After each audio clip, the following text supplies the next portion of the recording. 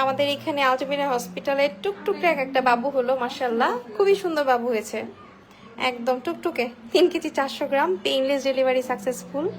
আরেকটা painless delivery হলো, আলহামদুলিল্লাহ। দেখেন কি সুন্দর হয়েছে, অনেক বড় বাবু হয়েছে, বিগ বেবি। বাবুর বাবা দেশের বাইরে থাকে, অস্ট্রেলিয়াতে, তার জন্যই ভিডিও করে দিলাম, আরো লাইভ এসে দিলাম।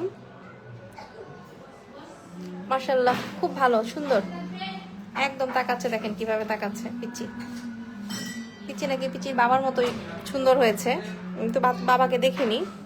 তো যাই হোক, একদম টুকটুকে বাবু, খুবই ভালো আছে, বাচ্চার মাও ভালো আছে। এটা আরেকটা পেইনলেস ডেলিভারি সাকসেসফুল হলো, মানে ইপিডুরাল। পেইনলেস মানে যে সম্পূর্ণ ব্যথামুক্ত এমন না, ব্যথা হবে 20%, 80% হবে না। অনেকদিন পর লাইভ আসলাম, আসলে লাইভ আসা হয় না,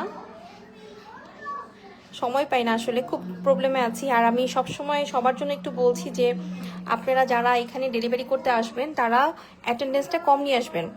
শুধুমাত্র যাদের মানে বাচ্চার বাবা দেশের বাইরে থাকে, আমি তাদের ক্ষেত্রে সবসময় বলি যে আমি নিচে দায়িত্ব নিয়ে করব, ঠিক আছে। আমি ওর বেলায় কিন্তু তাই করেছি, চেম্বারের এত পেশেন্ট ছিল, তারপরেও গ্যাপে গ্যাপে এসে একটু পরপর এসে দেখে গিয়েছি আমি। অন্য ক্ষেত্রে কিন্তু এতবার আসি না, আসি কিন্তু এতবার না। কিন্তু ওর ক্ষেত্রে এসেছি বিকজ অফ ওর বাবা দেশে নেই, ওর বাবা দেশের বাইরে থাকে, অস্ট্রেলিয়াতে। তো এই যাবৎকাল যাদের বাবা দেশের বাইরে থাকে প্রত্যেকটা বাবাকে মানে বাচ্চাকেই কিন্তু একদম নিজ দায়িত্বে ডেলিভারি করেছি। তো যাই হোক, বাবুর জন্য সবাই দোয়া করবেন, টুকটুকে একদম বাবু হয়েছে। আর পেইনলেস ডেলিভারি করলে আসলে বাচ্চার মার জন্য সহজ হয় ব্যাপারটা, কারণ লাস্ট 4 ঘন্টা আসলে অনেক পেইনফুল, অনেক কষ্ট হয়। ওই কষ্টটা ফিল করে না, শুধু চাপ ফিল করে। তখন ঠিকমতো পুশ করতে পারলেই একদম নর্মাল ডেলিভারি হয়ে যায়। যাই হোক, আজকে আর বেশি কথা বলবো না, সবাই ভালো থাকবেন, আর বাবুটার জন্য বেশি বেশি করে দোয়া করবেন। আল্লাহ হাফেজ।